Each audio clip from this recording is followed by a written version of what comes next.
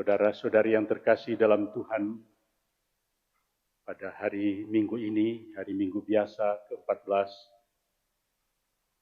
kita merayakan Misa Kudus Ekaristi di Kapel Seminari Santo Fransiskus Xaverius Kakaskasen.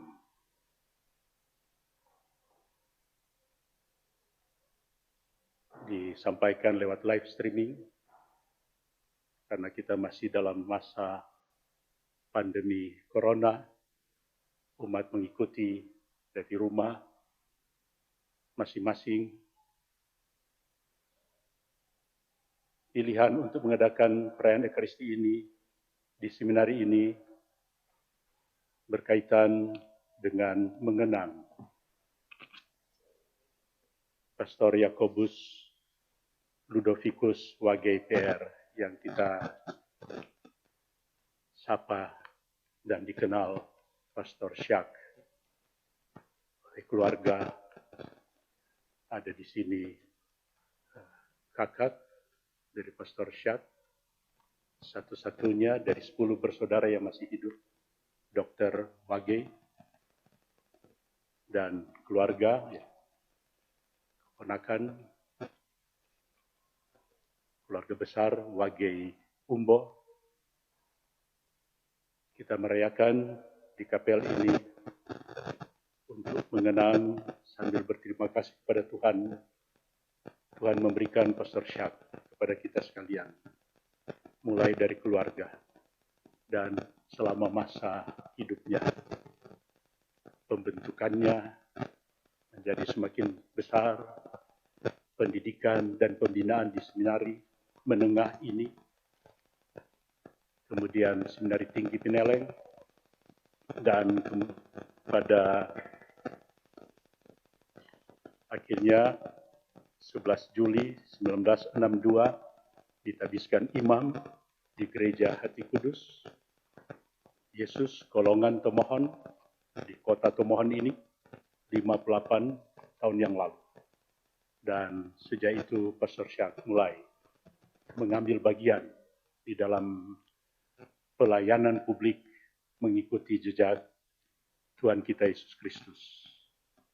Saudara-saudari, bacaan diambil dari hari Minggu biasa ke-14 ini, yang tentu mempunyai pesan bagi kita khusus di masa pandemi ini, di saat kita dalam perayaan Ekaristi ini mengenang Pastor Syak Wagei yang telah meninggal 29 Juni yang lalu, dan di masa kita semua, baik keluarga-keluarga, biaran-biarawati, para pastores, semua kita dalam perjalanan hidup ini, di muka bumi ini, terutama pada masa ini, membangun solidaritas untuk bagaimana kita membangun hidup yang lebih baik, menjaga kesehatan, dan rupa-rupa hal yang tiap hari disampaikan kepada kita.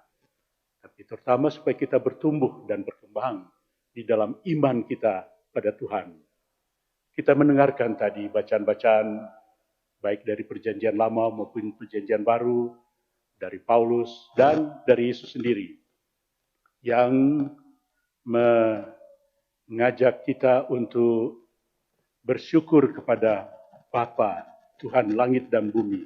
Demikian kata Yesus, aku bersyukur sebab rahasia kerajaan Allah disembunyikan bagi orang bijak dan orang pandai, tetapi Engkau Bapa nyatakan kepada orang kecil. Orang kecil tentu mengingatkan kita siapa yang kecil. Spontan kita ingat anak-anak kita yang kecil, orang-orang sederhana. Dari bacaan ini yang Yesus mulai dengan sapaan itu, ingatan itu, aku bersyukur kepada Bapa karena rahasia ini dinyatakan kepada orang-orang kecil. Kita melihat bagaimana Yesus mau menggabungkan dua hal, apa? Beriman dalam kerendahan hati, iman dan kerendahan hati. Sebab dengan iman yang rendah hati itu, maka kita akan mendapat ketenangan, mendapat kesegaran, mendapat kedamaian, mendapat istirahat.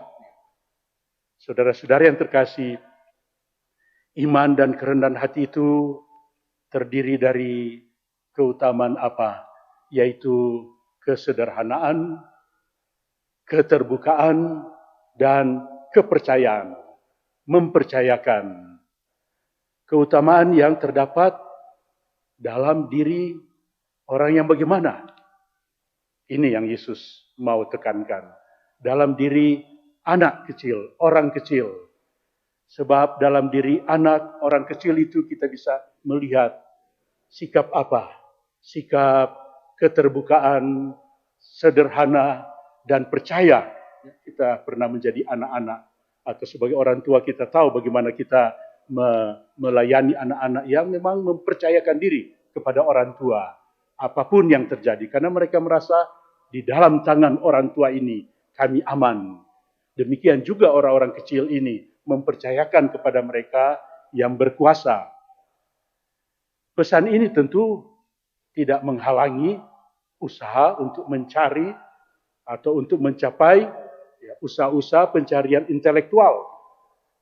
Sebaliknya, pencapaian intelektual, orang menjadi pintar, menjadi semakin bertumbuh di dalam rupa-rupa kepandaian, pantas dipuji. Dan kita sebagai umat, umat Allah, gereja, tetap membutuhkan ini lebih. Contoh sekarang, perayaan Ekaristi dirayakan lewat live streaming.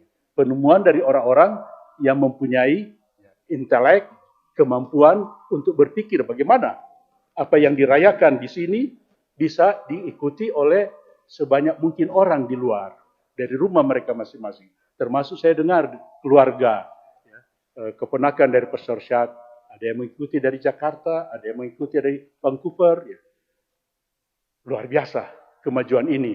Contoh yang jelas bahwa pencarian intelektual ini tidak dihalangi oleh Yesus. Tidak menyangkal bahwa orang-orang bijak dan terpelajar mencari sesuatu. Asalkan tidak jatuh di dalam apa yang disebut kesombongan intelektual. Tetapi rendah hati, terbuka, dan percaya satu sama lain. Kita ingat seorang brilian yang hidup pada tahun 1100, meninggal 1109. Anselmus dari Canterbury, yang terkenal dengan ungkapannya Fides Querens Intellectum. Iman mencari pengertian. Iman bukan berarti lalu tertutup, tidak terbuka. Iman bukan berarti tidak dengan rendah hati mendengarkan yang lain. Iman bukan berarti tidak bertumbuh di dalam kesederhanaan untuk bersama dengan orang lain mencari pemahaman di dalam hidup ini.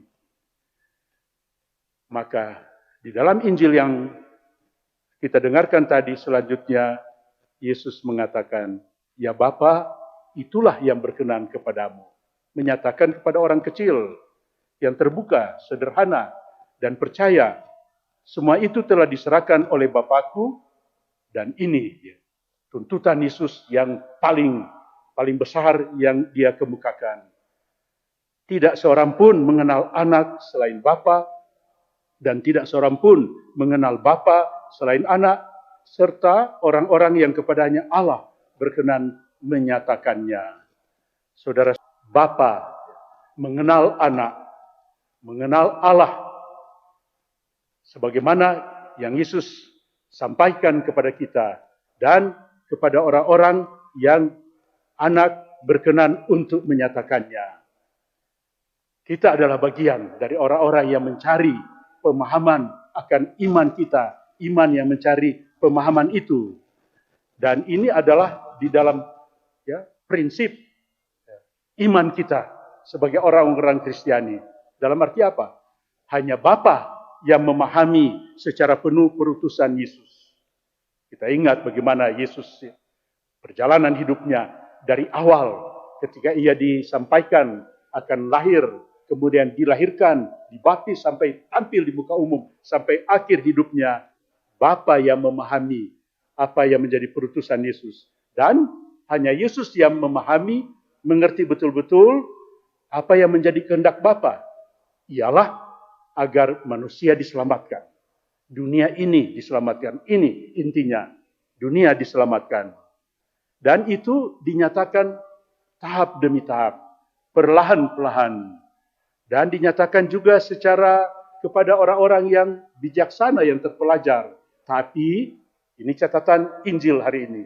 Kepada yang secara intelektual, rendah hati, terbuka, dan percaya. Saudara-saudara yang terkasih, kita ingat dalam peristiwa kelahiran Yesus, 3 sarjana datang dari timur. Sarjana, tapi yang mencari, ini ada apa di balik tanda-tanda ini. Mereka tidak berhenti saja pada tanda-tanda lahir, tapi mencari tahu dengan kemampuan intelektualnya untuk mencari dia yang dilahirkan itu ternyata adalah raja di atas segala raja.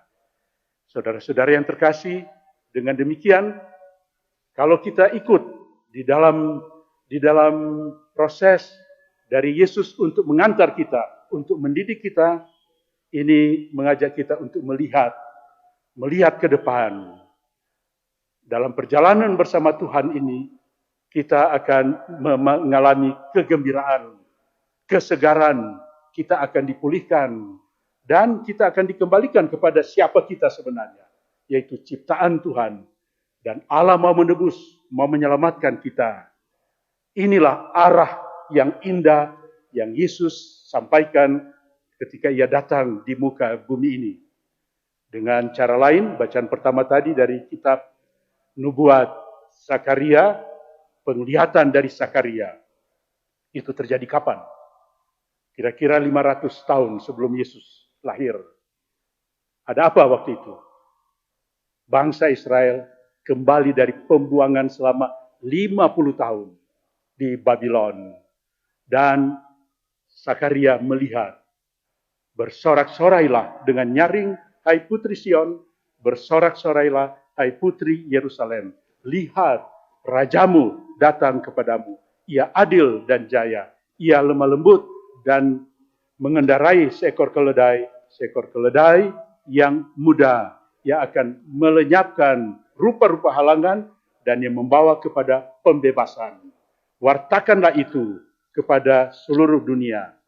Saudara-saudara yang terkasih, atas cara lain, Paulus di dalam suratnya kepada umat di Roma mengatakan kalau kita tetap menjaga hidup ini dalam relasi ketergantungan dengan Tuhan, kita akan menikmati kekayaan hidup ilahi. Saudara-saudari, dengan demikian kita sampai pada apa yang menjadi jantung, pokok pesan Yesus. Datanglah kepadaku, kalian yang letih, lesu, dan berbeban berat, maka aku akan meringankan bebanmu. Pikulah kuk yang kupasang, dan belajarlah daripadaku, sebab aku ini lemah lembut dan rendah hati, maka hatimu akan mendapat ketenangan. Sebab enaklah kuk yang kupasang, dan ringanlah bebanku. Inilah jantung pesan Yesus, pokok pesan Yesus agar kita dibebaskan dari rupa-rupa beban. Bukan berarti kita tidak akan berbeban, tidak. Tetapi kita akan mengalami beban itu menjadi ringan karena dipikul bersama. Ini pengalaman kita dalam keluarga, dalam hidup bersama, tapi juga dalam hidup beriman, seperti Yesus telah datang untuk meringankan beban-beban kita, termasuk beban-beban dosa. Saudara-saudara yang terkasih, apa yang kita dengarkan pada hari Minggu ini, pesan inti dari Yesus, saya kira dan yakin Pastor Syak sudah melaksanakan itu di dalam seluruh perjalanan hidupnya. Ketika saya membaca riwayat hidupnya luar biasa, pelayanannya dalam berbagai bidang-bidang kehidupan pelayanan di Kusupan ini, sebagai guru di seminari ini, kemudian menjadi direktur, rektor dari seminari ini, kemudian juga menjadi guru, ditempatkan di seminari Pineleng sebagai ekonom, STF, SP, ya, di rumah-rumah bina.